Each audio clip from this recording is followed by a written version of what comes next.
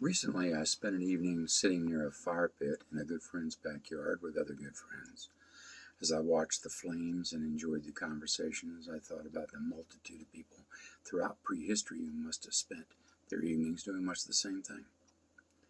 Archaeologists tell us that our ancestors were building communal fires at least 400,000 years ago, maybe even a million years. Most of our ancestors in those small hunting and gathering bands must have been closely related by blood, but I'm sure many of them were also connected by friendship. I'm also sure that's a large part of how they survived to pass on their genes to the likes of us. The word tradition more often describes the practices of particular cultures rather than the behavior of our species as a whole. For instance, human rituals involve many different ways to prepare food, or to fast, to wear clothes or take them off, to marry or divorce, and to believe or disbelieve ideas about how we all came to be. But in this case, the available evidence tells us that the tradition of building communal fires has been so ancient and widespread among human groups that it might have become a genetically transmitted behavior pattern, maybe even our oldest, most universal, and most successful one.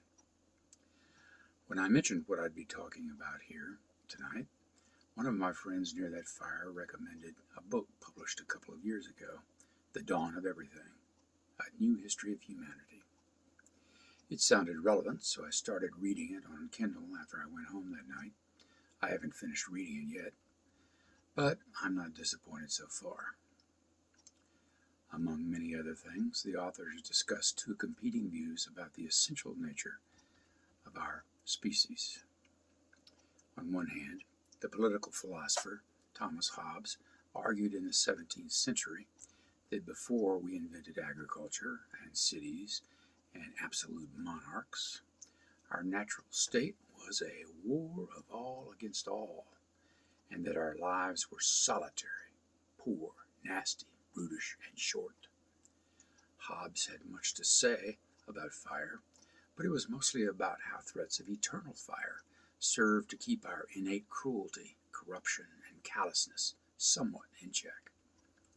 If he'd known about our prehistoric tradition of communal fires, he probably would have said that our ancestors gathered around them in the night because the flames discovered the other monsters they wanted to kill and eat us before we could get around to killing and eating each other. On the other hand, there's the noble savage ideal often attributed to the 18th century writer Jean-Jacques Rousseau. He contended that civilization involves a hopeless race to discover remedies for the evils it produces.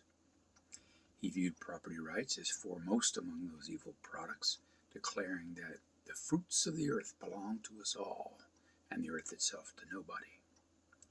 As for organized religion, he wrote, "I had been brought up in a church which decides everything and permits no doubts, so that having rejected one article of faith, I was forced to reject the rest."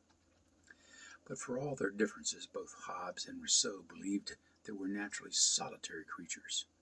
And it's not surprising they believed that, because they lived in times and places heavily influenced by the belief that we're all descended from one man who was alone until God made a woman from one of his ribs as an afterthought. That belief was traditional, of course, and it hasn't completely died out yet, but for all its importance throughout many centuries, it's only one manifestation of our general ability to have ideas about the world in which we live and about ourselves. I like to think that throughout prehistory, it was our tradition to exchange ideas of all kinds around evening fires. I'm sure many of those ideas were innovative in practical ways, involving improvements in stone chipping, fire pit cookery, hide tanning, etc. But I also like to think that some of those prehistoric discussions were about more abstract matters, such as the value of honesty, the nature of love, and the desirability of peace. Overall, I like to think that during those evolutionary eons, we used fire for constructive purposes much more often than we threatened to burn others if they didn't accept our ideas, and much more often than we concentrated the heat to forge weapons of war. If that were not the case, in view of our proven ability to destroy each other and ourselves, I doubt we'd have survived as a species for this long. And if that were not the case, I fear that the only innovation that might save us in the future would be universal genetic modification. And who'd volunteer for that? Who'd trust it? And how totalitarian would our civilization have to be to make everyone submit to it?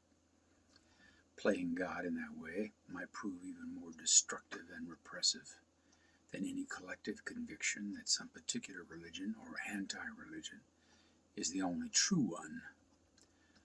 One last thought.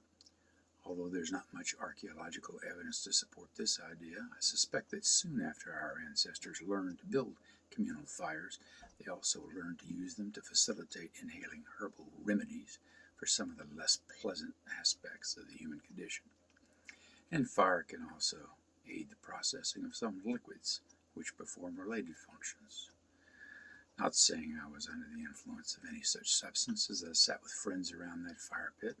Not saying I wasn't either. Just saying I didn't feel as much desire as I sometimes do to alter my mind and mood with such, maybe because it already felt so good, to honor a tradition that's written not in some latter-day book of legends, but rather deep within our DNA.